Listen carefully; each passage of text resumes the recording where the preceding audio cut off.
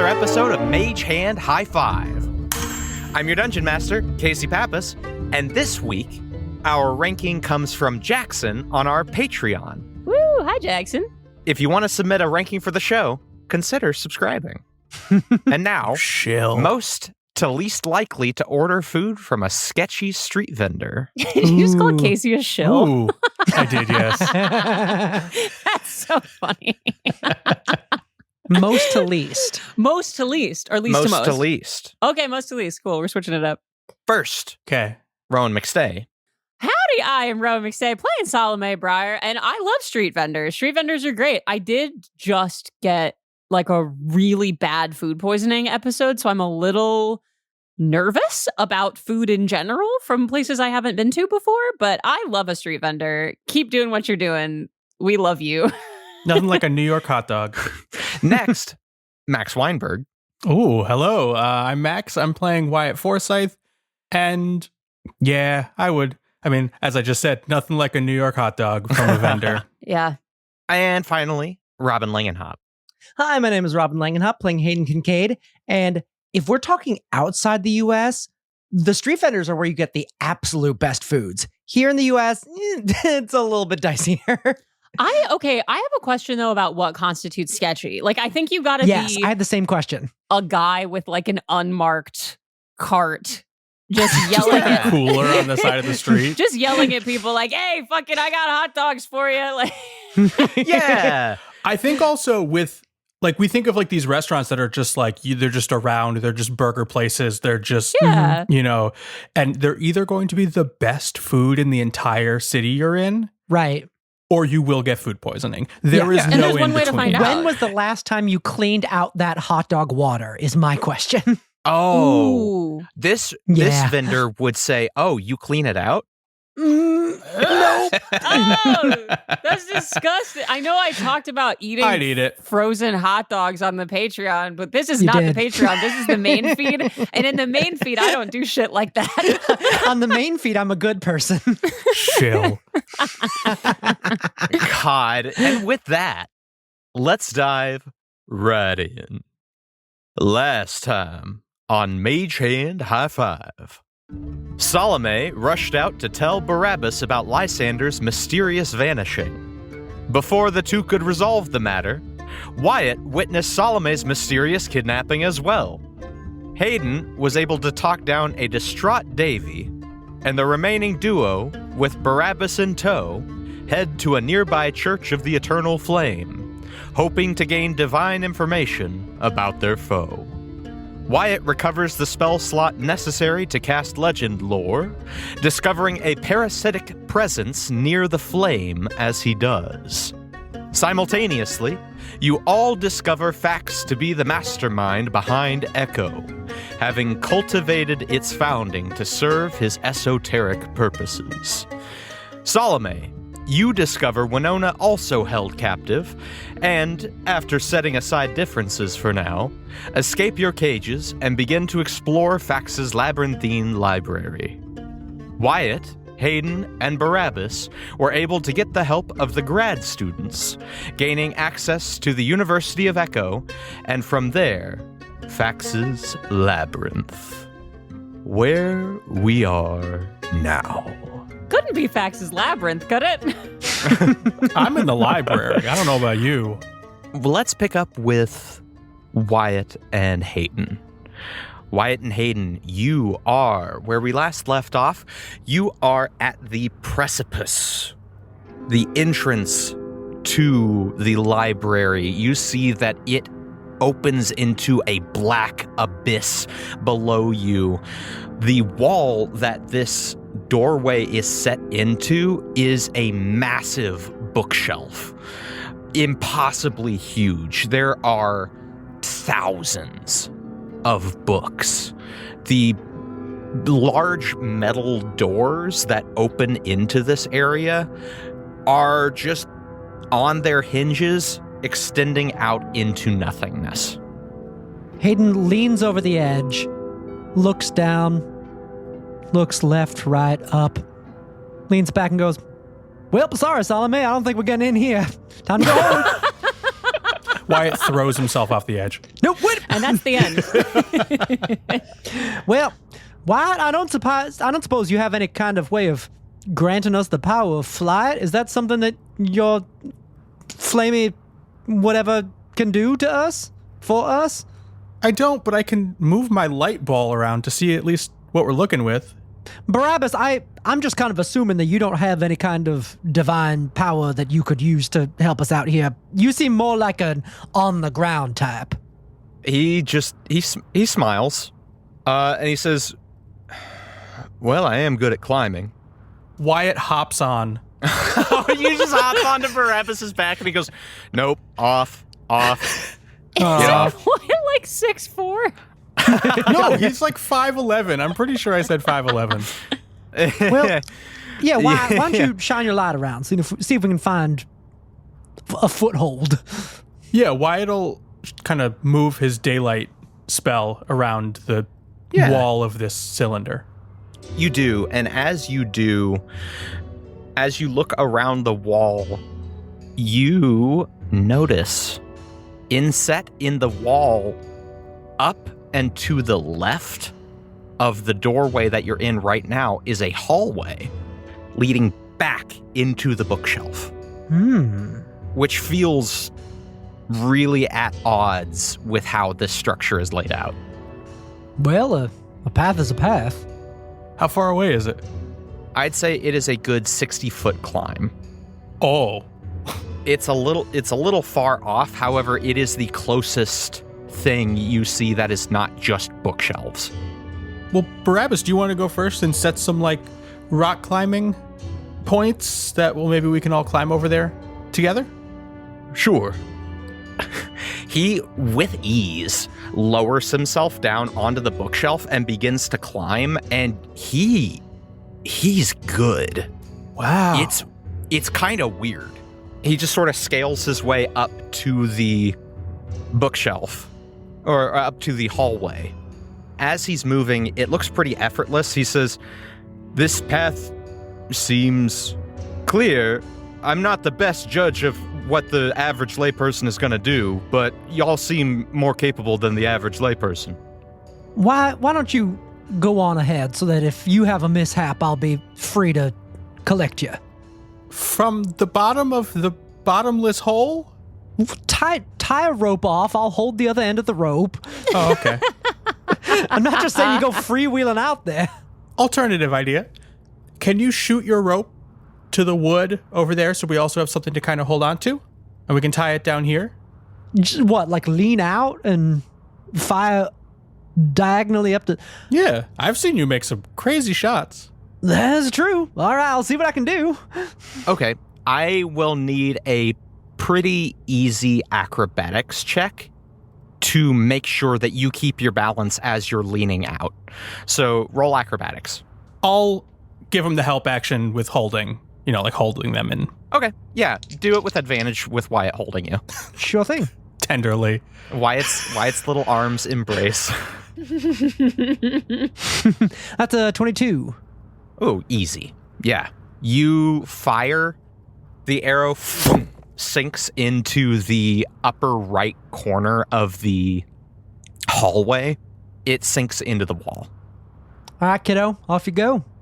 Roll a survival check to test it. That's a 12. Seems sturdy. Wyatt, do you trust me? Yeah. I'll go first. Or I guess second. Wyatt gives it a little tug and starts to climb up. Great. You start climbing up. Roll acrobatics and roll it with advantage because you have the rope.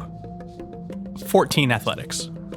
As you are nearing the hallway, you feel the rope start to shift in your hands as you hear the arrow begin tugging on the plaster that it has been shot into. However, you make it to the hallway and climb in. I smack the arrow back in. Ding, ding, ding, ding, ding, ding. Your turn. You smack it back in. You see dust come out of the hole that it's that you're dinging it back into, it feels a little wobbly. I watch the dust drift down the opening and go, you know what, Wyatt, Barabbas, why don't y'all just hold on to the rope for me? How about that? Oh, okay. Just as a little extra help. Sure. Yeah, Barabbas grabs the rope, and Hayden, you can roll with advantage to get across. It's a 17. All right, you climb on up. With the help of Barabbas and Wyatt, the rope is sturdy, and you all make it to the hallway. Now, what are we looking at here? You look behind you.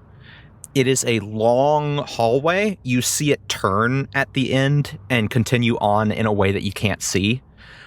The walls of this hallway are just more bookshelves, and you are starting to wonder if every single wall in this place is just bookshelves.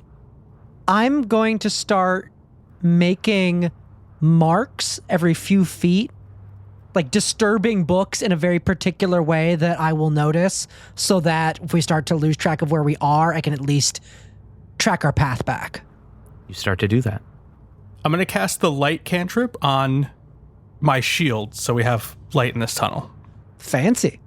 And you all head down this hallway. Salome and Winona. Yeah. You're continuing along. It's pretty quiet.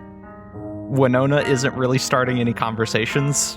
Yeah. I feel like we sort of made a tentative peace, but I don't know that I see it completely solidified. I have a very warlock question for you, Casey. Sure.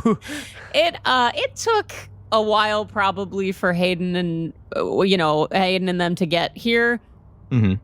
Would I have had, do I have like a little bit of time in the convergence of all of this for a little baby short rest? Yeah, a short rest is 30 minutes or an hour? An hour. An hour. We sat and prayed for a while. Yeah, I think as we're walking, once we're safe and out of harm's way, I will look at Winona and say, hey, is it all right if I'm a little worried about any kind of fights we've got coming up. If we find a place that's out of the way, you mind if I just heal up for a second? Yeah, no. We need you at your best. We need to be at our best. Yeah, appreciate it. And yeah, Salome will take a bit to just reset, get back up to full health. You know what I think she'll do during this break is I think she will take out Ironwood and send a flower to Maggie and Lila. I think it makes her feel better.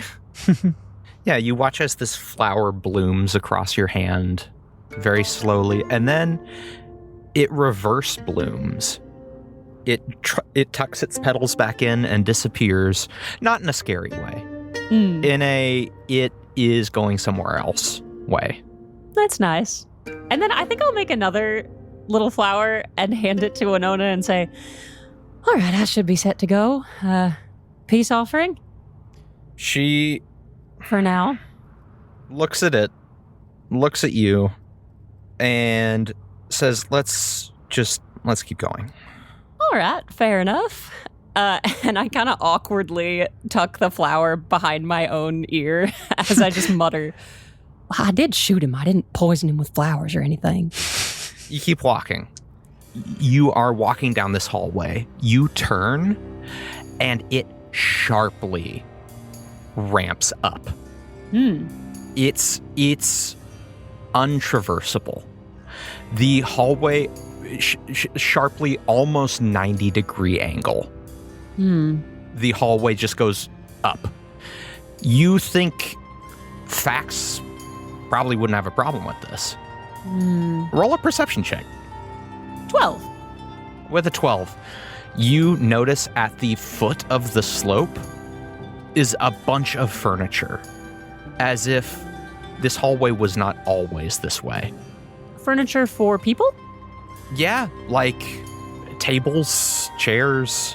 Like you've seen furniture scattered throughout the library as if it's just meant to be here. You don't know that Fax entertains guests, but it's almost like it just comes with the ambiance. Well, should we have a look around and see if there's a way around it or a way through it, maybe? Everything's covered in books? Everything's covered in books. I kind of want to take a look at the books. You take a look at the books, and you notice all of the books in this room start with the letter S. As you notice this, you take out a book, you look at it, and it says, and the first book says serpents and you. The second book, you take it out, and it says sharks. How well do we know them? I'm just taking the critter books for Hayden, knowing that they'll probably enjoy reading their little Nat Geo like facts books on the critters. One is called Serendipity. One is called The Secret is in there. yeah, The Secret. What's it back? But every once in a while, you come across a book where the title is just one word. You flip it open, and every page is filled with this one word. And the word is? I mean, they all start with the letter S.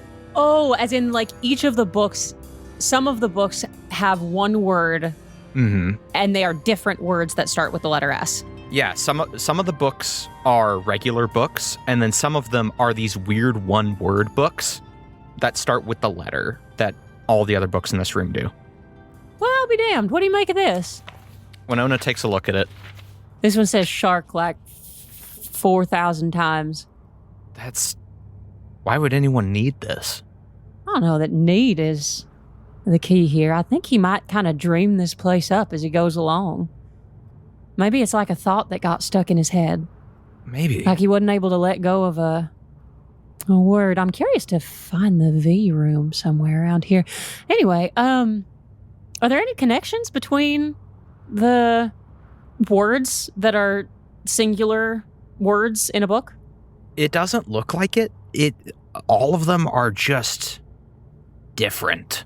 Like there is a book that just says snake. I mean, any word that starts with S that you can think of is in here. This is kind of a curious question. Do you think it's possible to exist inside somebody's mind? Winona looks at you and says, I'm sorry? Well, is that too out there? I don't know. I mean, listen, Wait, what do you mean? Well, my family raised me on all this river shit, and I guess, I don't know. So sometimes what I do know is that there is a place where soul and spirit kind of converges. And so what I wonder is maybe we're existing in some sort of library that is in some way Fax's consciousness. Is that too much? I'm sorry if that's too much. I mean, he talked about... He say something about dreams, like becoming real? Yeah, Fax said that his dreams bow to his wishes. He said that he dreams things into life. And so I wonder if we're sort of inside a reality built on Fax's dreams. I think that's possible. Hold on. We might be trying to outsmart something of a minor god here by trying to do this, and I don't necessarily trust myself to do this, but do you think there's a world where we can influence Fax's dreams? Like if we could suggest a path to Lysander, maybe we would find one. Maybe. I don't have that kind of power. Lord knows I don't either, but yeah, it could be interesting. Let me see. Winona starts looking through more of the books, and she says, no, there's more of these one-word ones. What you got? I mean, this one says stairs. Open the stairs book. She opens it. Are there Nothing stairs? happens. Nothing happens. Okay. Nothing happens. It's just stairs. What if we put the stairs book where we would need stairs? This is all very conceptual. I'm sorry. I'm normally not the person doing this. She's like, listen, I would rather it be you than nobody. Like, I don't know. What if we took the stairs book and put it where we wanted stairs? Okay. She hands the book to you. All right. This might not work. I'm going to try to, put the stairs book down and do my best to imagine stairs. Okay. You set it down, and you imagine stairs. As vividly as I can. Like, I'm going to imagine a specific set of stairs. I'm going to say, like, I imagine the stairs in the apartment that I shared with Thaddeus and Threed. I'm gonna imagine a set of stairs that I know well enough, like detail by detail, that I could like conjure them into existence if we were in a place where dreams became reality. Your spellcasting modifier is charisma. Correct. Roll a charisma check. That is a 21. You begin to imagine these stairs. You feel the... Wait, what material did you say they were? I didn't. I think that the apartment that we would have lived in was massive and very plush, but in a old school, old money kind of way, where the fixtures are all wood and perhaps a little bit dated, but in a very classy, like patinaed sort of way, and not in a out of style way. I think they were wooden, Creaky. not creaky. God forbid creaky, not creaky. Perfectly joined, like finest joinery wooden stairs with a beautiful, lush green runner over the top. You picture these stairs in your mind, and you see them vividly. And when you open your eyes, they're there. I think Salome looks and goes, I made stairs. That's fun. Winona looks at the stairs and goes, oh, shit. I think you can make things here. Okay. Salome starts thinking about rabbits. Nothing. Damn. Because I don't start with S. You look, the stairs book is open at the bottom of the stairs, and all of the pages are blank. Oh. Get the shark one. Yeah. Honestly, I'm going to go get the shark one. I'm going to go get anything with teeth. Actually, you know what I will? Spaghetti. You know what I will actually do? I get the snake one. Okay. I take the snake one. Unfortunately, I've already said where the snake one is, so you don't need to roll for it. You get the snake one. Yeah, I think I point that out to Winona and say, it's almost like you can take something from the book. Like the book maybe is almost like a catalog of Fax's dreaming, and you could almost take Fax's dreams from the books and sort of paint them into reality.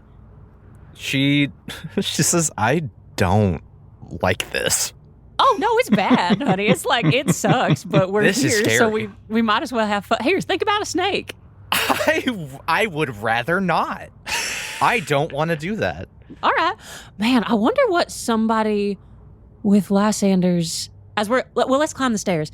I wonder what somebody with Lysander's particular sight and imagination might be able to do with a room like this. You know anything about his paintings? Roll insight. Yeah. That's only a 9. With a 9, she says, no, I don't know.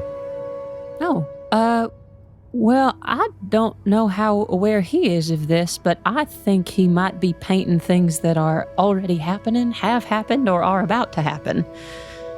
He seems to be a little bit of an oracle, almost. Well, okay.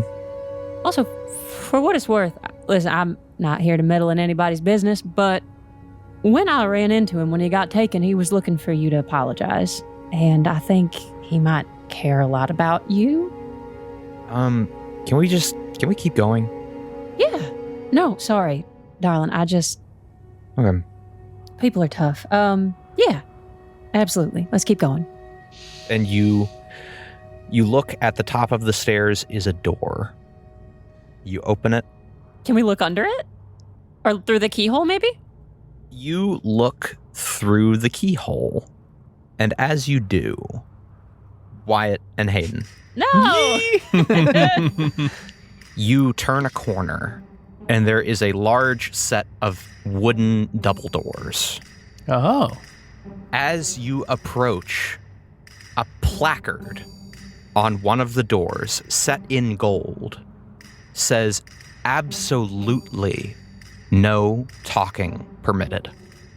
Hayden gestures to Wyatt and points at the plaque and then puts a finger to their mouth and then points at their eyes, points at Wyatt, points at their eyes again, points at Wyatt again, wiggles their finger. It's taking every single bit of restraint I have to not say what? Make a wisdom save.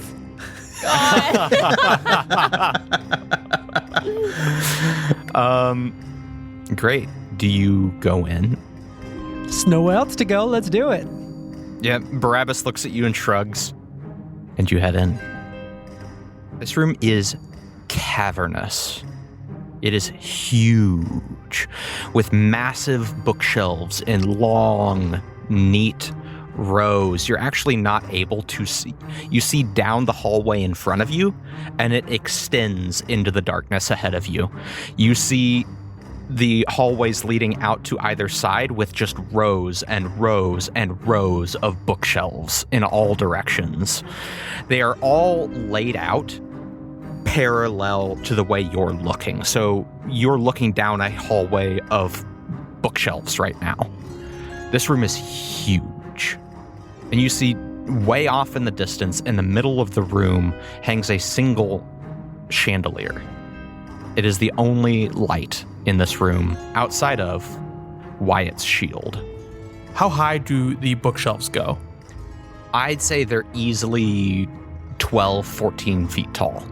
Wyatt points to himself and then points to the top of one of the bookshelves and starts to climb up to be able to get a bird's eye view of this entire room. You start to climb. Roll easy athletics check. 14. Okay. With a 14, you are able to scale to the top of the bookshelf. And you look, and it's a little freaky because you're standing on one of many bookshelves. You think if you hop to another bookshelf, you might lose track of this one. Like, there's so many. The only point of reference is the chandelier in the middle of the room. Wyatt looks back at the other two and just kind of shrugs. Great. This is not Hayden's strong suit by any stretch of the imagination. They can think their way through wordplay, but this kind of puzzle is beyond their comprehension, and they feel completely lost. What do the books around look like? You take a look at the books. They all start with the letter M. Is there one that says map? Roll an investigation check. Can Glitter Baby help me out? How so? Turning into a magnifying glass. Yeah, that's fun. Yay. Yeah, go ahead. That's a nat 20. Ooh. Wow. Okay. Thanks, Glitter Baby. You find the map book. Yes. It's weird. There are some books you notice that are only one word. On the cover, inside, cover to cover, just lists the same word over and over and over. This one says map. I open it up. Does it say map over and over again? It says map over and over and over and over again. All right, I'm going to go out on a limb here. I'm going to close my eyes and imagine the letters and the words map reorienting themselves to look like a diagram or a blueprint. Okay. What is your spellcasting modifier? It's wisdom. Okay. Roll a wisdom check. 13. With a 13, the words begin to form in your head, and you open your eyes, and a map lays on the ground before you. The book you're holding is completely empty. And there is a map of this room on the floor in front of you. All right, I snap my fingers, clap, wave my arms, draw everybody over here, and show them the map. Wyatt, you climb down. Barabbas walks over, and you all look at the map, and you see 3 little dots at a place marked entrance. Ooh. Barabbas motions, walks away for a second, and then walks back, and you see his dot move with him. Yeah, I'm going to hold on to this. And then you see another dot. Oh. Yeah. And this one is big. Wyatt's gonna snap a couple times. Does the big dot react to that sound? It freezes for a moment and then continues on its way. Is there a clear exit from this room? Yeah, you see that the exit is about 10 rows over and all the way on the other side of the room. The big dot is about 5 rows over and halfway across the room. And you see it slowly moving its way down one of the hallways. Wyatt takes out a journal and just starts writing in it. Why don't we start walking towards the exit, keeping an eye on this dot, and see what it does as we move? I give a thumbs up. Obviously sneaking. Barabbas nods. And I need you all to roll stealth. That's another nat 20. Jeez. Jesus. What did Barabbas get? Barabbas Oh, no. Barabbas got a 16. Okay. Wow. So that's, he's stealthing. that's not as good as I expected. What'd you get, Wyatt. Max? What'd you get? Wyatt, with his 4, starts to take a step and trips over the map and goes, oh! And lets out a little sound. No. Okay. Wyatt, you trip, call out. Hayden, you look down, you see the dot immediately start moving. And it's fast. Well, we're already making noise. I'm going to cast Entangle in the path that the large dot is traveling. Ooh, okay. You see it moving along, and then it halts for a second. It needs to make a strength throw. It does. What's your spell save DC? 17. You watch it freeze for a moment on the map, and then continue. No. Run. Yeah, Barabbas says, all right, we gotta go. Sorry. And you start hoofing it. You pass beneath the chandelier, and as you do, a couple of rows over, you hear, and you hear a of something scraping along the ground quickly. I don't like that. I think we're just booking it. Yeah, no, you're booking it, and you. We're in a library booking it. Yuck. That got me. That was good. God, that's really good. That was fun. As Wow. you're moving, you look and see the bookshelf next to you. Something boom, slams into it from the other side, and it starts to fall over on top of you. I need you all to make dex saving throws. Nat 20 again. Ooh. That's crazy. This is my Hayden D20. It's finally cooperating with me properly. Dirty 20. Dirty Ooh. 20. Nice. Wow. Look at y'all. Barabbas rolled a nat 1. So Oh. as the Casualty. bookshelf falls, you two are able to duck out of the way just in time. It collapses on top of Barabbas, and as it does, it reveals what is on the other side of the bookshelf. So long that you do not see all of it as it coils around the bookshelf on the other side is a worm. Oh no. Its mouth is ringed with fangs, and it breathes.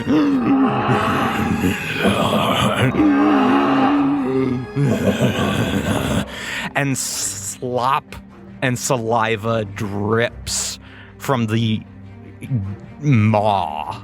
It's not purple, right? It is purple. No. This is so bad, but I appreciate the pun so much. It is. It's a bookworm. A bookworm. Oh! Oh. Purple worm. Purple worm. No, I don't want. No. There is silence as this happens. You stand there. Do you continue to run? Old Hayden would have run. New Hayden would try to save Barabbas. Is Barabbas even accessible? Can I reach Barabbas, or is he completely crushed under the bookshelf? This bookshelf, having collapsed on top of a person, you would think that there would be like sort of space where a person would be. There's not. It's almost like he's gone. Oh, then, yeah, we're going. You take off, and immediately the worm's head, this end, snaps to face where you're running. And it begins slithering. I grab Wyatt to stop him from moving, pick up a random book, and toss it. You toss the book. It clatters to the ground. The worm shifts directions and pounces over the bookshelf, pouncing on top of the book, and begins to devour it. I put a finger to my mouth again and just start tiptoeing. Wyatt puts away a fireball. Good call. While you are tiptoeing back from this worm, Salome and Winona, you are looking through the keyhole. It is another room lined with shelves. However, these shelves have jars on them. There's something in each of the jars, unmoving, but you can't quite make out what it is from here.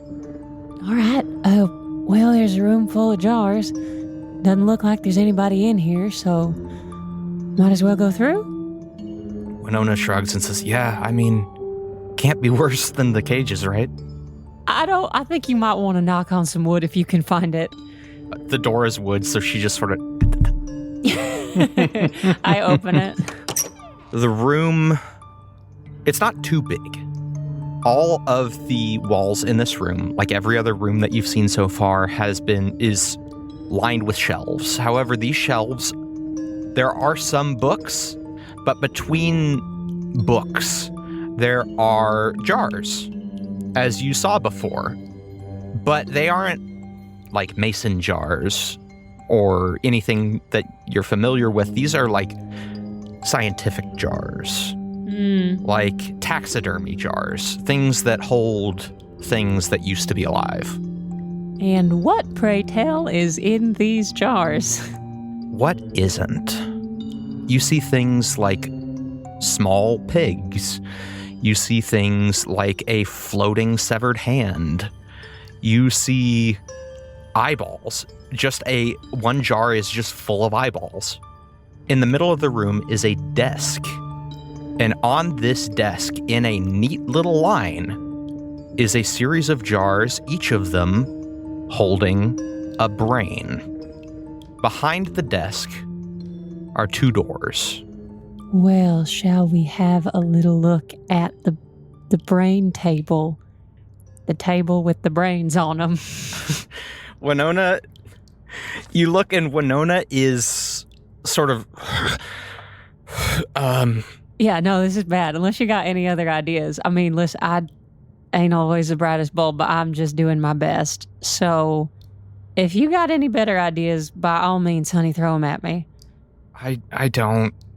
Okay. You want to look at the brain jar with me? Could be fun. All right. Yeah. Oh, you're still a little drunk, ain't you? That probably making you a little nauseous. She says, let's look at the brains. Yeah, here, no. She wants more of this. I give her some more willow bark. She goes, thanks. This should help, too. I give her a little bit of peppermint, too. Yeah, she starts chewing on the peppermint. You make your way over. It is a nice, like, mahogany desk. As jars of brains go, they're pretty quality. Oh no, the desk is really nice. It has sort of a green inset on top. It's really neat, very like classic study. On it are maybe 5 jars of brains. Is there anything differentiating them? Are there any notes? We look around the desk. Is there anything happening there? You look, and each one has a little placard underneath. Oh, great. What do they say?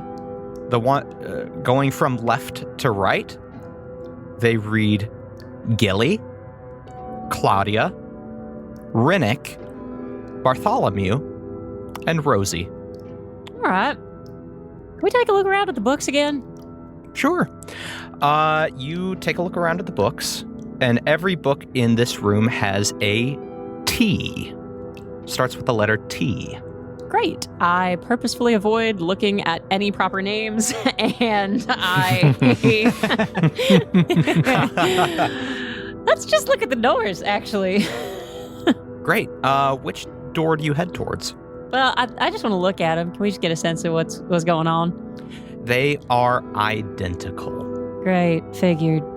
Wooden, paneled, ornate doorknobs. They look exactly the same.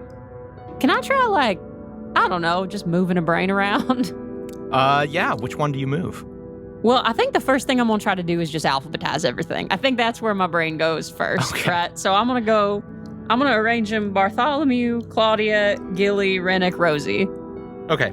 You go, since Gilly is first in the order, you go over to Gilly and start to move the jar. Mm-hmm. And you hear a voice that says, "Oi, love, I don't go around manhandling you." Oh, shit, you're alive. And the brain swivels in its jar. And it says, "What's the big idea?" Well, hey, sorry, I didn't know you were alive. And you're the brain in a jar. Okay. Who the hell are you? Gilly. Your name's Gilly? Yes, my name's Gilly. Are you from Latair? You sound like a friend of mine. The brain pauses and says, "I don't rightly know. All right. I don't remember much of anything other than being in this room." Right. You know which door we ought to go through? She swivels in her jar and says, "You're going to want to go through that one." And she points at the door on the left. And as she says that, you hear another voice that says, "Don't listen to her. She's got her rights and lefts mixed up again. You'll be wanting that door, dearie." And the brain on the far end, Rosie, begins pointing at the right door. Well, shit. All right. Rosie, pleasure to meet you. What's everybody else think? Claudia, Rennick, Bartholomew, where should we go? Gilly says, "Oh, I wouldn't ask them. They're all dead."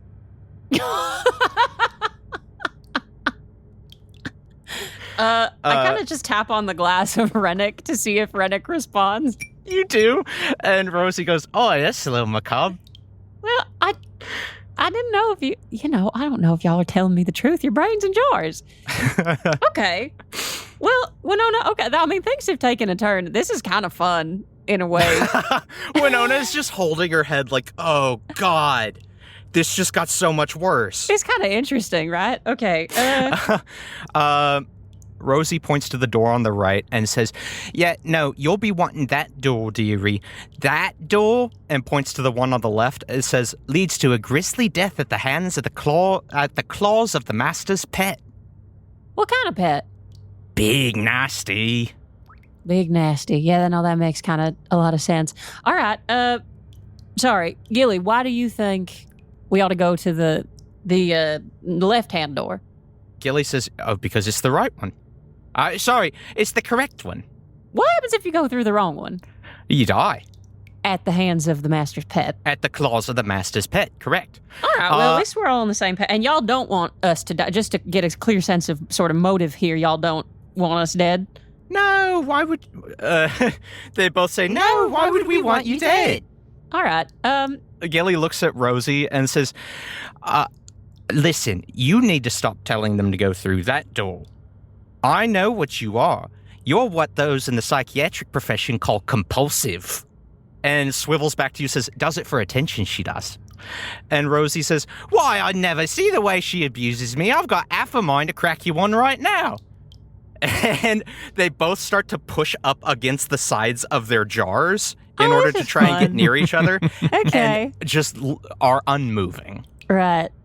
Okay. Is this a thing where like one of y'all are lying? They both go, yeah, she is. Great. Okay. Gilly, honey, what door is Rosie telling me to go through? What door is Rosie telling you to go through? Yeah. Rosie's telling you to go through the door on the right. And you're telling The me door to go nearest through her. the one on the left. And I'm telling you to go through the door on the left. Right, Rosie. What door is Gilly trying to tell me to go through? Well, Gilly's trying to tell you to go through the door on the right. Mm-hmm. What? What door do you want me to go through? I want you to go through the door on the right.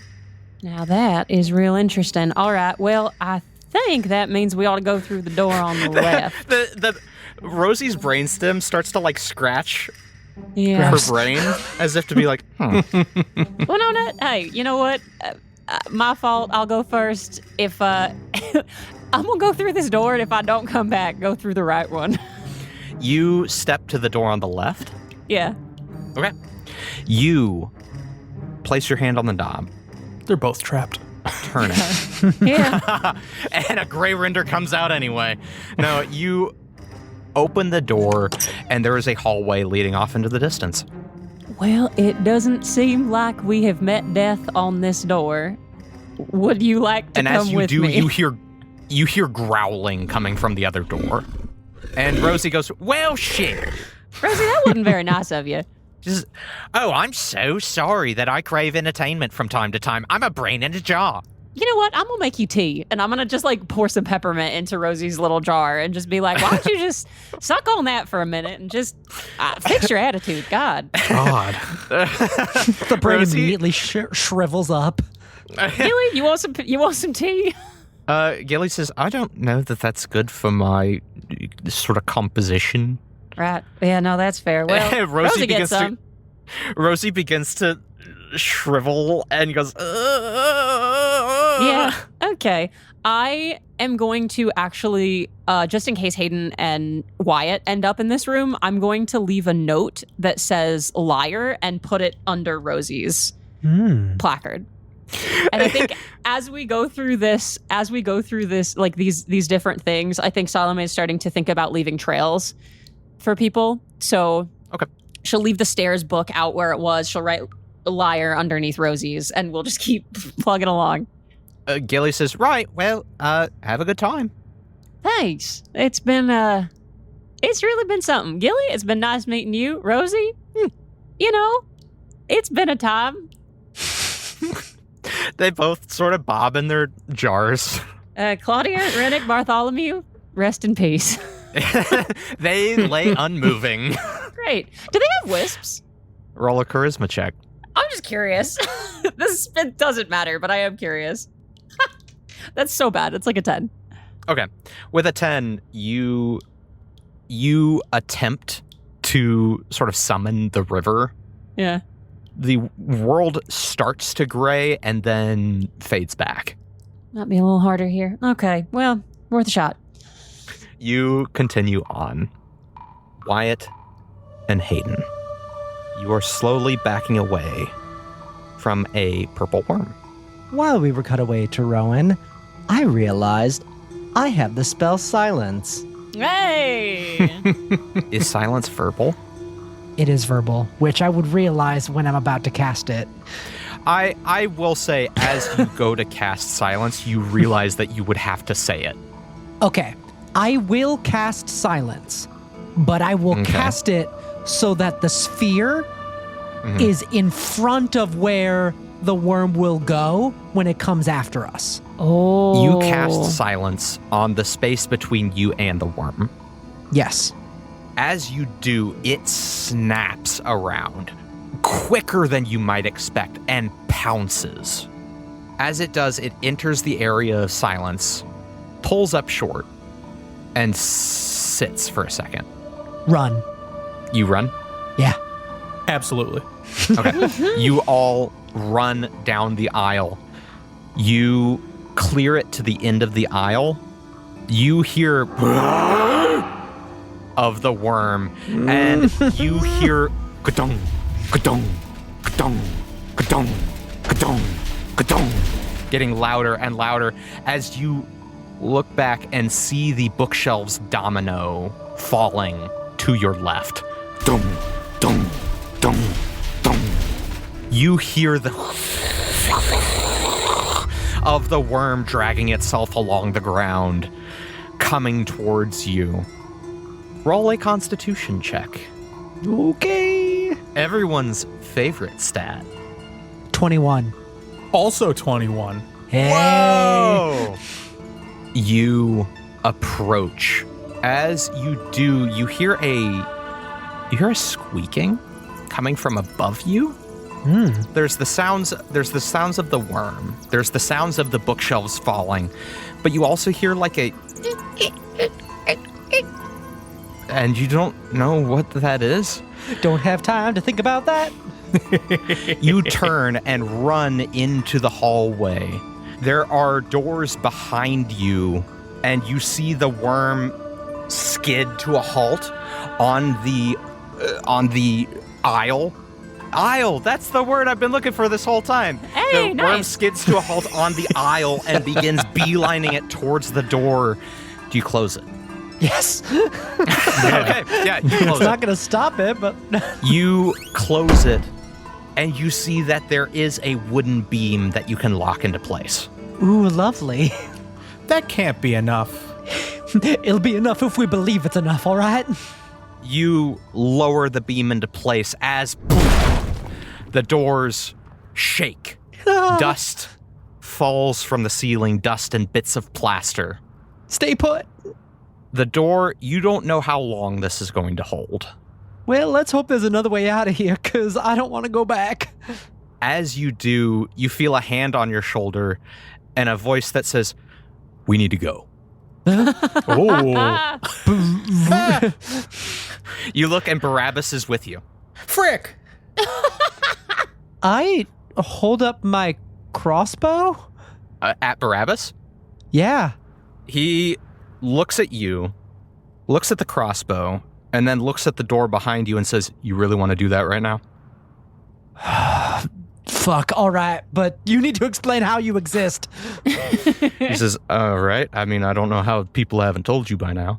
Yeah, one time when his parents were really happy. No, just keep running.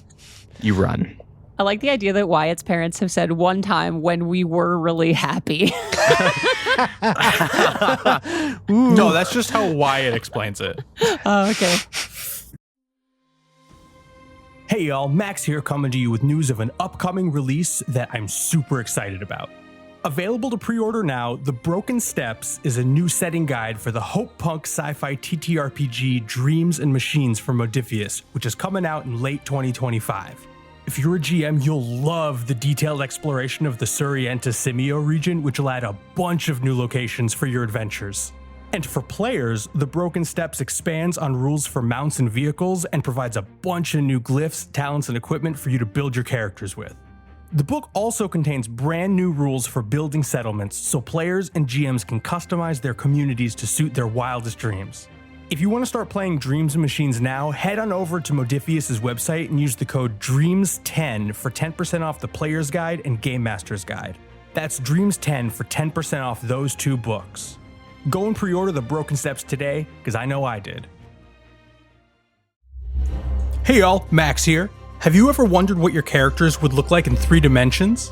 Hero Forge offers fully customizable miniatures with dozens of fantasy species and thousands of parts to choose from, all within your web browser. But have you ever wanted to bring your mini with you around town, maybe on the bus or the train or for a nice walk in the park? Hero Forge now offers keychains.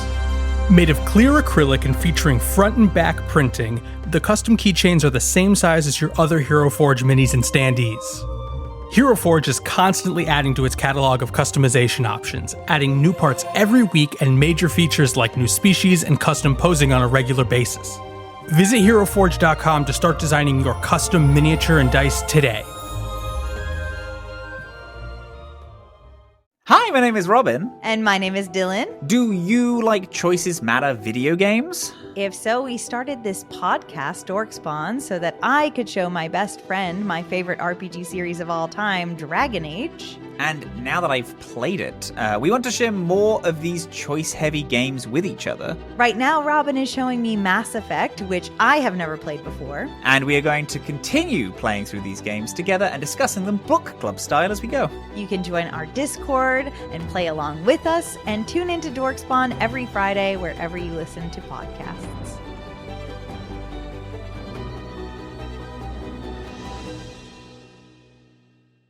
Salome, you are continuing along with Winona. You turn and enter a saloon. There is a bar across the room with various sundry glasses and bottles, all seemingly in working order. There are a series of tables set out. All of the walls are bookshelves, which is weird. But aside from that, a normal saloon. What's the letter here? The letter Today's room is brought to you by the letter P. P. All right. And as you walk in, you look and there is a book, a single book, on one of the tables. Across the room, you see a door. Shall we go have a look at the one single book conspicuously laid out on a table as if for someone to find it? Winona sighs and says, okay, yeah. I don't know about you. I'm having a good time here. You walk over to the book, and it is flipped to a page called The Story of the Three. Ooh. Salome goes to the bar and pours herself and Winona a drink. Winona says, do you trust drinks here? No, honey. Hair of the dog. Here you go. She takes it from you and goes, yeah, all right. I read. You read. And the book says, in the beginning, there were the three. The first, the eldest, was one of order. Everything had a time and place, a beginning, but more importantly, an ending. He was not unkind in his punctual, lawful nature, but was passionate in its upkeeping. The second was a being of compassion. Though she knew that order must be upkept, her first thoughts were to caring and nurturing the unfortunate, even at the cost of herself. The third was a wild child. Chaotic, yet creative, they continuously set about on new endeavors, inventing, crafting, forming new. And the three found their roles, each suited to them. The youngest would create life according to their whims, sprouting it from the land itself. The eldest would prune these creations in accordance with the order of all things, burning away those in their time. But the middle would care for these creations in their pruning, cleansing them anew, and passing them from eldest to youngest again. And so this cycle continued. Growth, death, rebirth, wilds, flame, river. And you see a symbol here. It is a circle broken at the top by a line stretching down to its center. At the place where the circle and line would intersect, two more lines run parallel to the bigger one, capping the edges of the circle and preventing them from touching the single line. And then the book continues, but there was another, a fourth. He was angered by the circle of birth and death.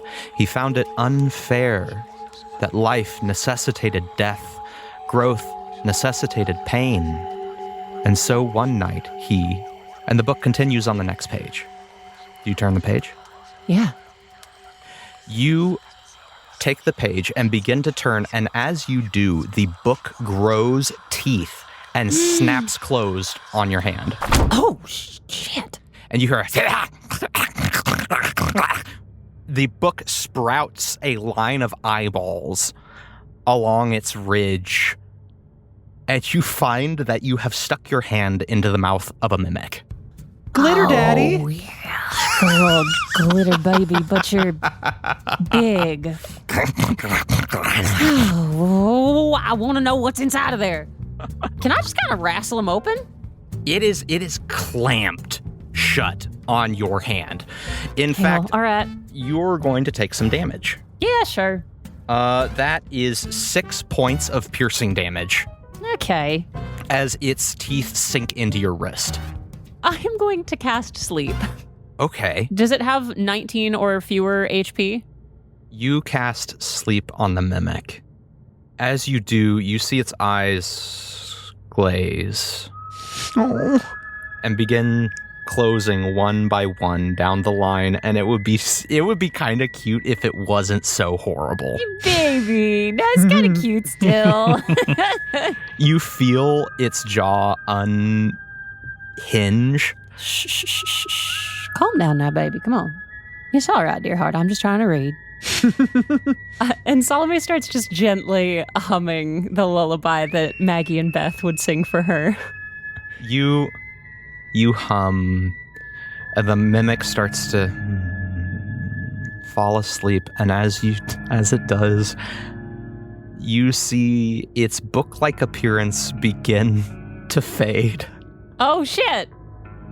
As it reverts back to its amorphous, true form. No, that would sort of make sense. It collapses, its mouth open, and as its tongue turns back into its tongue, you are able to snatch a few more words from the page.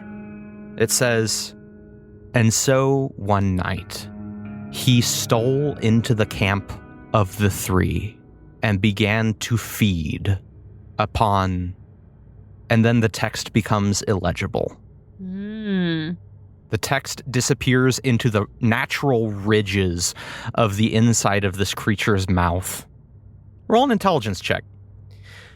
Winona, you any smarter than me? Winona roll.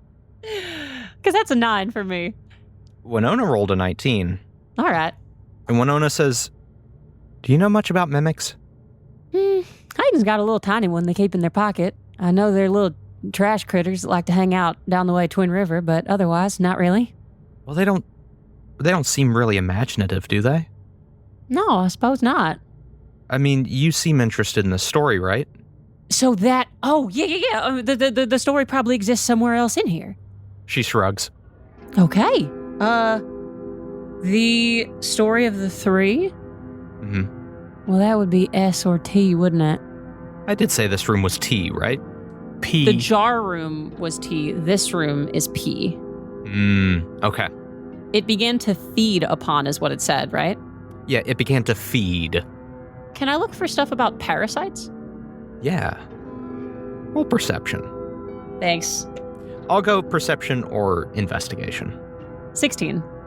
You find one about parasites. It's dense, but it finds a lot of times a parasitic relationship consists of one who may or may not know that they are being fed upon, and another that requires the feeding to survive. Well, I think I can say with relative certainty that the river is safe as far as I'm concerned. I haven't seen anything, at least that I know of, out of the ordinary about the river, but I'm curious. All right, yeah, Winona, would you mind keeping an eye out for this book? She says, okay, sure. And she gives you a little bit of a side eye. Honey, look, I pour her another drink. I pour myself one too. Sit down a minute, would you? She sits. I don't want to be too forward here. And I certainly don't want to be unkind. You are a very dear friend of Hayden's. A sister, in fact, and I love Hayden very much, and I would like very much to get along with you. One of the first things that you did on meeting me was ask me why I didn't just run from my husband. You seem to feel entitled to a lot of information about me, and you are volunteering very little about yourself. You have clearly harbored some kind of distaste for me since we got to Echo. And I get it. I get that I'm a liability, and I understand that. And if you want, I can get out of your hair as soon as I damn well can. But if we're about to fight together, and if we're going to navigate this place together, and if we're going to find Lysander together, what reason do I have to trust you? I've already given you too many details about my own personal life. It seems as though everybody feels like they're entitled to them. How the hell do I know you're not going to give me up to Jameson just quicker than facts would? She downs her drink in one go and says, fuck Jameson. Okay. And? Listen, I don't know that I like you. I don't know you. I know you did a big murder. As opposed to what? A small one? Well, I mean, if you'd killed any old person, that would have attracted some attention, but you did attract the attention of one of the biggest factions here, like extant. It doesn't make it any more of an important murder than anybody else's. I know. Everybody dies the same way, Winona. I know, but more people care about that one. I'm not saying it's right. I'm just saying that that's how it is. And like I said, I understand that I'm a liability for you. All I'm saying is that Hayden doesn't need the heat. I agree. There's already one faction trying to kill them. Well, unbeknownst to me, Tiberius Jameson reached out to Hayden asking them to turn me in, and as far as I know, Hayden stuck their foot in it, so... Well, that sounds like Hayden, doesn't it? Yeah, it does. They love sticking their foot in shit. Most especially their own mouth. Yeah. But they're a good friend. And that wasn't a choice I made for them. Like I said before, honey, I tried to leave Hayden and Stump because I didn't want to give them that heat. Who's Stump? I keep hearing Stump. He was a friend of ours. What happened to him? He got taken by... You heard of the Red-Eyed God? Rhoda? I'm sorry. A god took your friend. Oh, I hate doing this. It's itchy. I try to show Winona my wisp like I did to Wyatt and just be like, let me just explain this shit to you. This is stupid. You reach out, she slaps your hand away and says, I don't want... What are you doing? All right. No, it's fine. It's fine. I have a way to show you and not tell you. But if you want me to tell you, I can sit here. God, grab another drink. Listen, swear to me that you would do anything to protect Hayden. Look me in the eye and swear to me. I open up my holy symbol, take the note from my mother out, lay it on the table, and place my hand on it. On my mama's memory, and on the last thing I have from her, I swear to you that there is nothing that I would not do to protect Hayden, including, but not limited to, dying so that they don't have to, and leaving their life at the proper time when my existence becomes too dangerous for them. I promise. I love Hayden. She nods and says, I do too. With a vengeance, it seems like. Hayden's one of the only people I have left. There used to be a lot more of us. And they should have had somebody looking out for them. And if Hayden doesn't have that now, well, I hope you're good for it. The Piper should have had a lot of folks looking out for him. You included. Winona, it ain't right for kids to be out there raising themselves. But it seems like there's a lot of that going on these days, and all I can say is that I will do my damnedest to make sure that Hayden is taken care of, even when they go and stick their foot in it. Winona sighs, takes the bottle, pours herself another, downs it, and says, let's find your book. You got any idea why the church would want the pontifex dead? No? Wait, how do you know about that? Oh, it was a whole thing with Rat. Hayden told us about.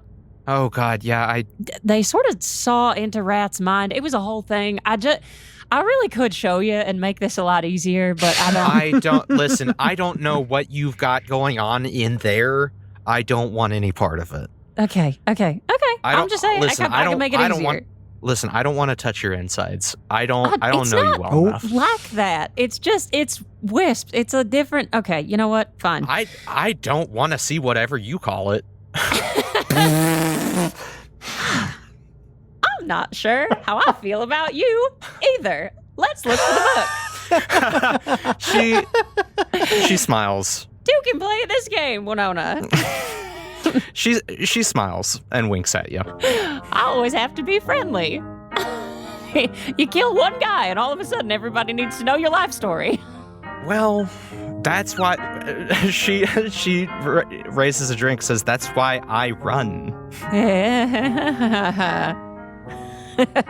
Salome cheerses her, and they start looking for the damn book. You start looking for the book. Hayden, Wyatt.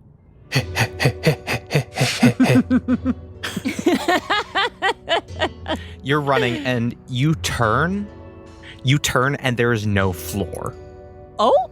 You turn a corner in the hallway, and it just drops into open air.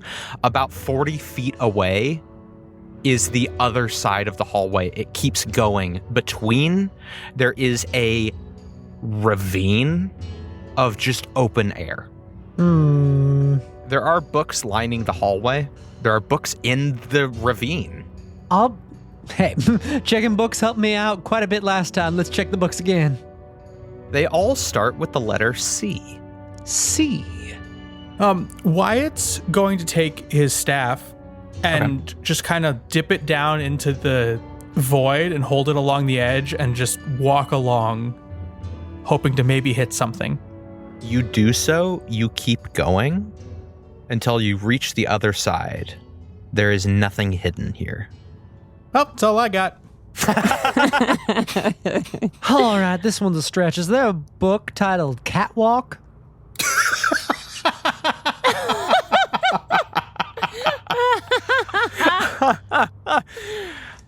Roll an investigation check. Or a perception Sure thing. check. Can I also roll? Yeah. It's another nat 20. I won't even say my 26. How have I gotten 4 nat 20s in this episode? Unclear. That's crazy. And it's not the same die every time.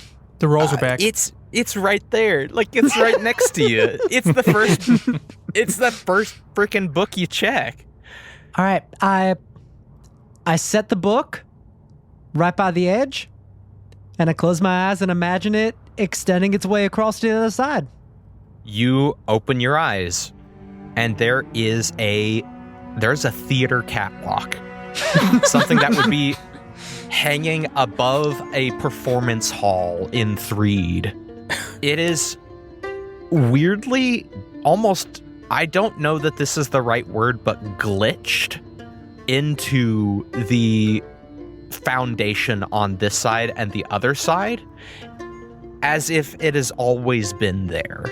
Just formed into the stone and juts all the way across. Hayden grabs hold of the catwalk and thinks about the Fatespun players.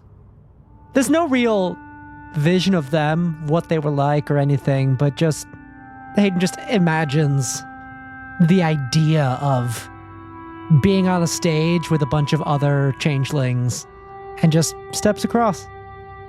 Visions, you don't know if they're real or not, dance of changelings who partway through a scene transform into another character, their clothes changing as they do. You see one, she moves, and as she twirls, her dress spins and changes color. You see one, he flips his coat and it changes into a different one. You see a man, he pulls off a mask and his face resembles the mask that he just removed. Beautiful images of beautiful people, unknown to you for now. And as you exit the catwalk, these beautiful images fade. Gone. But still with you. Wyatt, you and Barabbas are on the other side, and Barabbas says, well, shit. I'm not getting used to this book thing. Wish I had thought of that. He looks at you. Says, oh, you've gotten it in you. Thanks, Dad.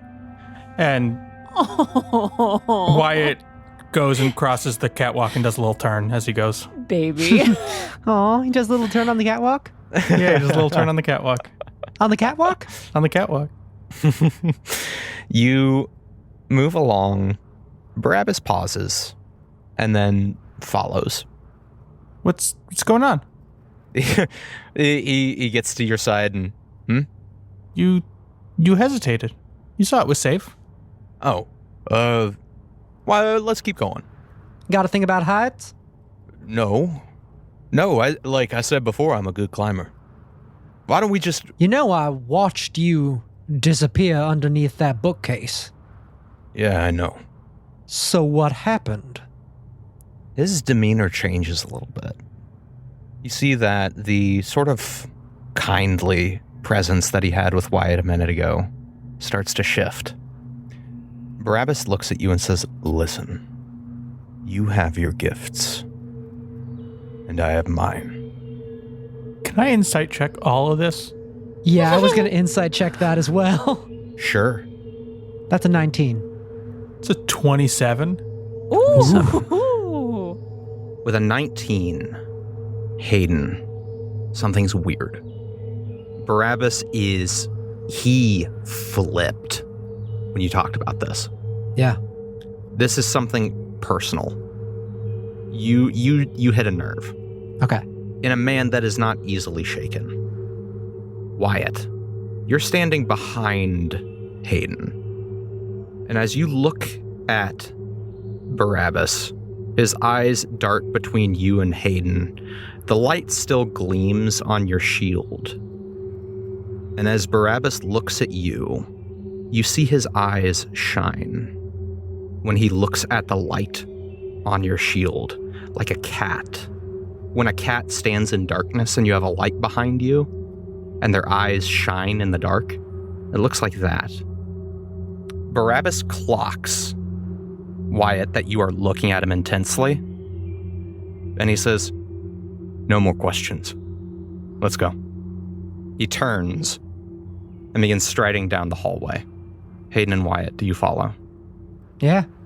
I pull out my journal and write, he's got weird eyes, and show Hayden. Hayden nods. Like Matt, like that sees that Hayden's kind of like, huh, that's weird, and goes like, magic kind of weird. You walk along behind Barabbas and find that at the end of this new hallway, there is a door. And as you open the door, you see that you come upon a saloon. Across, there is a bar with drinks. Behind it, there is a half-empty bottle of spirits with 2 glasses in front of it. And you see a very familiar blonde woman and redhead woman. So anyway, I was telling him that my family's a little bit more matrilineal, and I don't know who my granddaddy is because my aunts are all half-sisters, and he didn't seem real interested in that. But, what are you going to do? Well, that's men for you. Yeah, they never really care that much, do they? No. Well, that's rude. Wyatt! Hey, don't touch the book, honey. It's a mimic, but not like a fun glitter baby kind, like he's going to eat you kind. But it's asleep right now, so you're good. There's fully just this amorphous blob. He's just a little critter. Snoring. Hayden has just been standing in the doorway, smiling and tearing up, just watching the two of them have a conversation. Oh, that's sweet. Winona looks over and freezes up and says, Hayden. You all right? She starts to tear up, but she says, I didn't run. I wouldn't have faulted you if you had. I don't know what's gotten into me. Because you know what I think it is? I think it's you. I think you put some sort of weird idea into me that I can't run anymore, and now I can't. And I don't know where you got all these ideas of staying and fighting. Probably from her. Yeah. She points over at Salome. Salome's that's trying to fight a book. And, well, damn it all. Damn it all. You know, I can't say anything other than I'm glad to see you. Anything else would be a lie. She runs over and hugs you. And she looks over at you, Wyatt, and she says, and listen, kid, if we're going to travel side by side, I don't need any of this, any of the good word, the good book, any of that. I don't need that. All right? When people say that, it just means they need it more. Oh, no, I swear to God. This is a proselytizing free zone. Yeah, no. Oh, I swear to No, God. I will say, I am now up to 2 people from the church that are actually okay. I told you about Father Moldenin, and now I got Wyatt here. wait, who? Oh, shit. No, really? You know Father Moldenin? Hang on. What? You met Father Moldenin? Yeah, he's the reason I joined in the first place. He took care of me for a while. He took care of all the pipers. He gave us food for months, and then, well, he paid for it. An Inquisitor just carted him off while I watched and disappeared him. I'm sorry to be the one to tell you. I never knew what happened. Sorry you had to see that. Yeah, me too. I'm sorry, what's that thing in the corner? It's a mimic. It's like a little glitter baby type thing. Winona says, let it sleep. Let it sleep. Yeah. Oh shit! But there's no. Oh God! Speaking of the flame, holy hell! We're looking for a book. It's called The Story of the Three, and the mimic was pretending to be that book, and the book seemed to be about 3 siblings who sort of became the river and the wilds and the flame. Oh. Yeah, and something's. I don't think it's the river, just because I've been connected with the river. So that leaves us the wilds and the flame, but it seems like something else feeding on the flame or the wilds. Wyatt, you know anything about that? Wyatt's still in his own head about hearing about Father Moldenin. Sorry, dear heart. I know there's a lot at one time. I don't mean to interrupt. No, but it's okay. Nothing you can do about that right now. When I went and prayed at the church before we came here, I didn't know if it was real, but there was like a thing on the flame, kinda. like a parasite? I guess it was so quick. I don't really know what I saw. Hayden, I don't suppose you've seen anything like that with the wilds? I mean, you've seen what I've seen. Is there flammable material in here, like wood or anything like that? Books? Oh, What? Wyatt, this entire room is flammable. Okay, well, let's not get There crazy are as much as I want to. Books, tables, rugs, everything but including the alcohol in the bottles. Well, I don't need that. It's all flammable. Don't burn the whiskey, dear heart. Wyatt grabs a bunch of the wood and paper and builds a fire in the middle of this room. Okay. A small one. A small How one. do you keep it contained? Oh, I'm staring directly into it. Yeah, well, we got water, right? Let's get some water. If not, we can go get the brain juice from Rosie. She's sucked. Are y'all okay if I try something? Of course. Go for it. Great. You build a little controlled fire. And I go sit right next to it and look and try to connect to that flame that's inside me. You sit in front of the flame. It dances before you, lapping at the open air. Roll a religion check. 16. You stare deeply into the flame. And for a long time, nothing seems to happen. And then that feeling rose over you again. The feeling of first burning and then order. As if you were becoming in touch with cosmic law. As if there is an order to all things. And that just because things end does not mean the ending is cruel. That all things naturally die. And further, that you are the instrument of this order.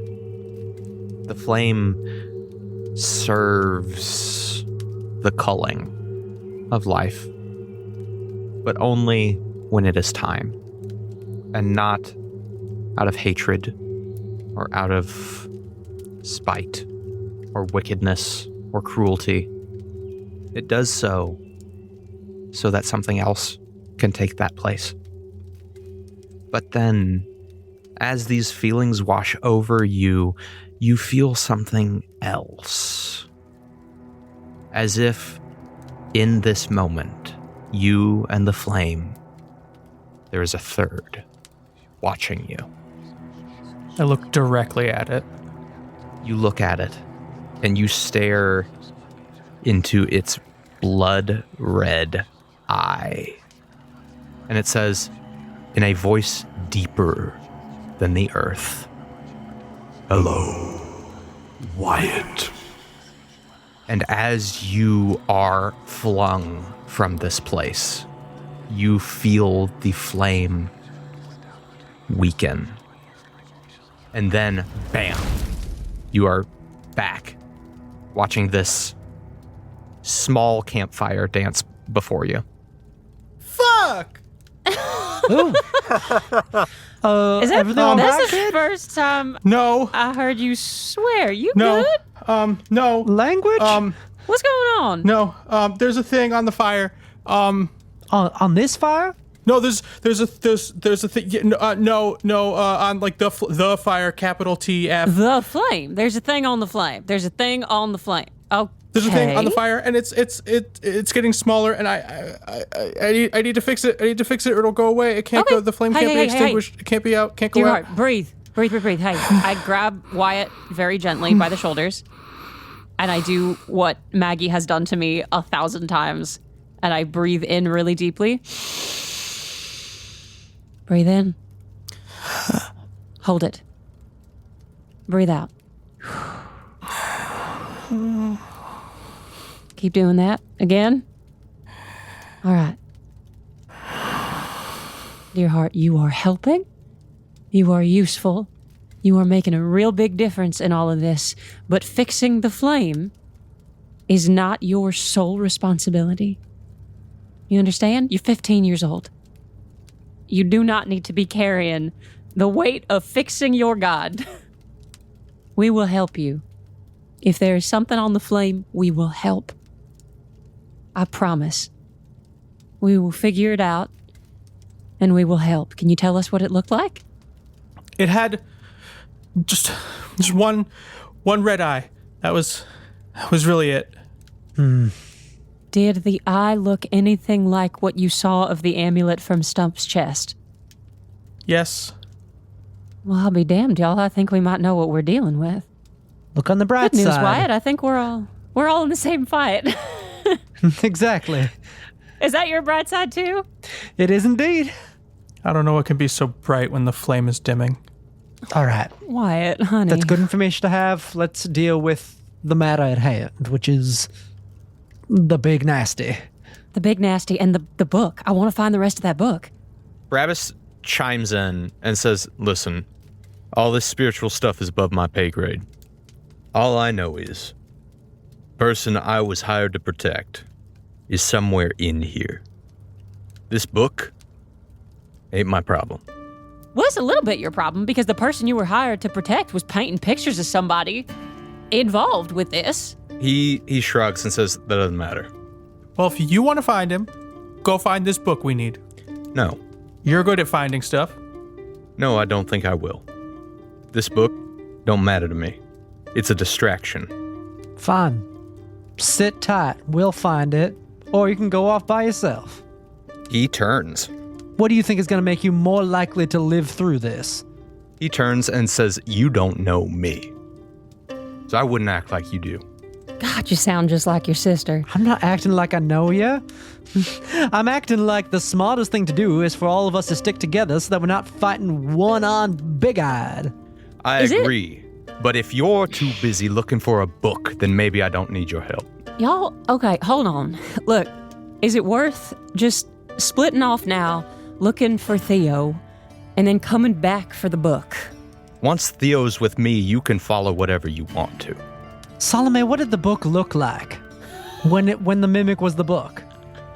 Can I wake the mimic up and see if it turns back into the book? I'm just saying, like, a color? Just narrow it down? Hey there, little fella. Why don't you wake up and be the book again? It stirs and then sleepily begins to hiss. Oh, ain't you just a sweetie? Yeah. I pull out Glitter Baby. It was a black book with kind of a gold embossing. I don't know. It looked real important. Wyatt starts looking for it. Barabbas rolls his eyes and says, fine. I know the caliber of who I'm working with. He turns and begins striding for the door. Oh, hell. Well, Barabbas, you want company? He clicks the door open and walks out. Y'all, I don't think we can let him do this by himself. He's made his decision. Yeah, I know, Wyatt, but why would we just let someone go out there and die when we could just come back here and look for the book? I think if we kill Fax, this whole place isn't going to exist anymore. That's what I think too. All right, compromise. We spend 5 minutes looking for this book. If we don't find it, we follow where Barabbas is going. I don't want to get any of us killed today if we can help it. Works for me. Sure. All right, any black books with gold lettering? You look through this room. This is the room with all the books that start with P. It is not in this room. Casey, does the mimic respond to Glitter Baby? The mimic wakes up and is fully like feral. And it's begins hissing. You produce Glitter Baby. Glitter Baby transforms into a minuscule version of this feral creature. It is the size between a cat and a mouse. And it pauses as it sees Glitter Baby, and its eyes narrow. Glitter Baby starts to... And the other mimic hisses back as if they are communicating some horrible, horrible language between them. If I cast Speak with Animals, could I speak with it? I think you could. I will do that then. You hear them both talking. Glitter Baby says, big one, big one. And the mimic on the table says, little one, little one. And they're just saying, big one, little one, big one, little one. Hey, big one. Great to see you. You look great. It turns its eyes to you, shocked that it can understand you. I'm just hissing and spitting. Just. Oh, yeah, it's awful. Okay. This is Winona is something. fully, like, aghast. Look, I can give you all kinds of delicious meat or things to chew on if you're willing to turn into that book again for just like a minute. What you give. What I give? What you give. Pulls a stale brand Wanna muffin pull out out. a brand muffin. It hisses. It hisses. And its back arches. Okay. How about some nice jerky? Beef jerky, maybe?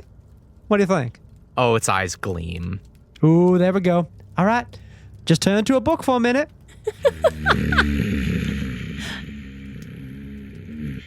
Book. I rip the jerky in half, toss half of it to the mimic. Then you get the rest after we read the book. It's horrible. It is just a flying ball of teeth and eyes as it scarfs it down. All right. And then if it you want turns more, to you you got to be the book. and it transforms back into the book. Hayden, hell, well done. Quickly. I don't know how long this is going to work. We read it really fast. There is not much left to this story, you find, as you flip the page. It continues, and so one night, he stole into the camp of the three and began to feed upon the eldest, taking some of his power for himself, to safeguard and to hide. And as the three arose the next day, the eldest was weakened, and at his post, overlooked where he would not. To this day, the interloper steals into the camp and continues to feed. And each day, the eldest grows weaker. The book ends with another of that symbol.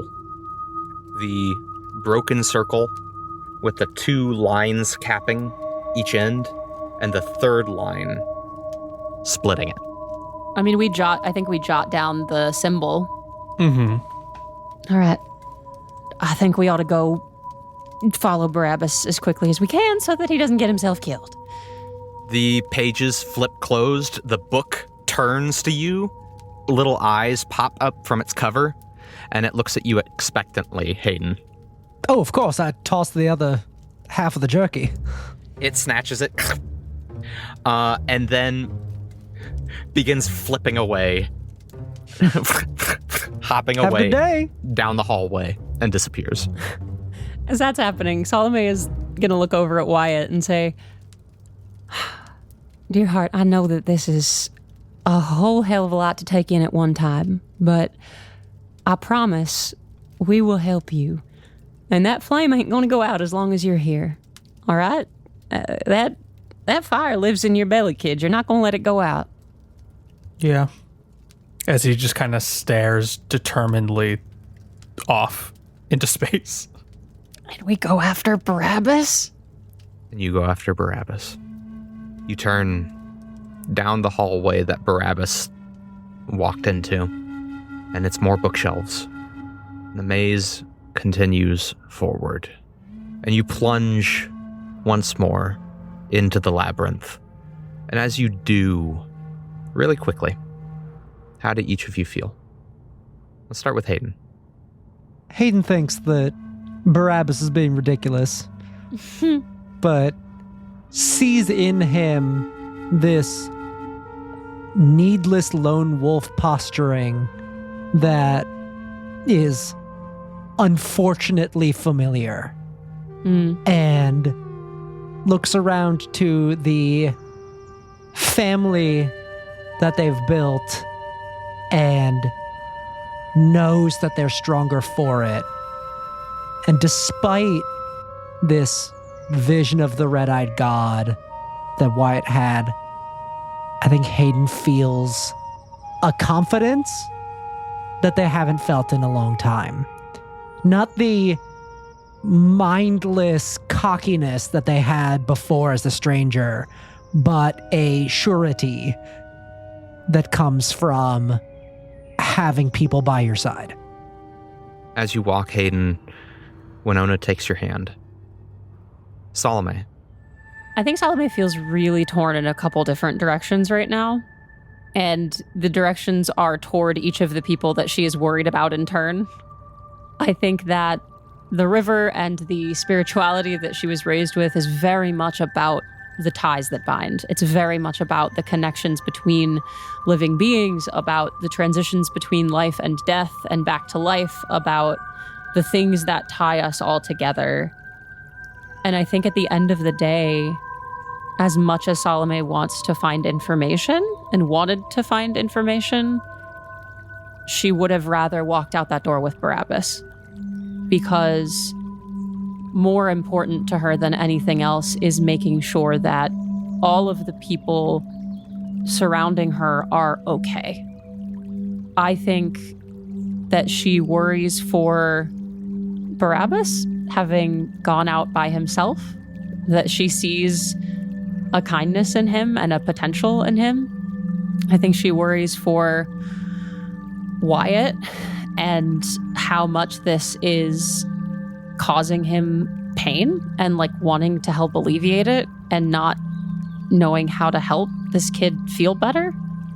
And honestly, I think she worries about Lysander, because as much as the Jamesons kind of were what they were, when Salome wrote a letter to Tiberius and started it as brother, that was sincere. With, I think, the way that Salome views family and people don't stop being family for her. And I think that Lysander was, and as far as she is concerned, is her brother. And I think she feels she owes it to him to help. Wyatt. Seeing the flame weaken has deeply changed Wyatt, because it means that all of the actions he's taken thus far in his life have not helped strengthen it. It doesn't shake his belief in the flame because he's just stared into it, but it's given him a singular goal to accomplish, as opposed to just help people. Because if the flame goes out, then no one can be helped. He doesn't really see the people around him in this moment. He's just walking along in kind of anime fashion. If you looked at his eyes, you would just see the image of the flame with the parasite on it. And each of you take these feelings with you. Confidence, worry, and determination. You stride forth, not knowing what the next room will hold, but knowing that one of these rooms will hold that which you seek. And that is where we'll pick up next time.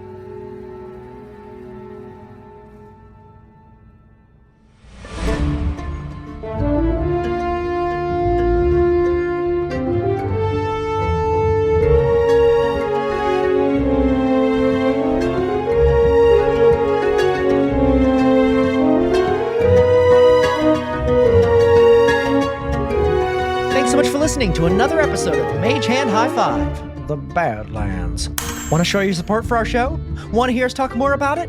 Then check out our Patreon at patreon.com/magehandhighfive. For just $5 a month, you get all kinds of extra goodies like early access to merch, peeks behind Casey's GM screen, and a whole second extra podcast, Mage Hand Down Low, where we talk about the behind the scenes of the episodes. Not to mention, you can help support small creators as we work on this passion project for you. Check us out at patreon.com/magehandhighfive. Thanks to Jacob Kersner for our music and Shane Smith for our logo and our cover art. Check out our website at www.magehandhighfive.com and look for us all across social media. We're on Instagram, TikTok, Facebook, Discord, Blue Sky, and wherever else we may be, we're going to be there at Mage Hand High Five.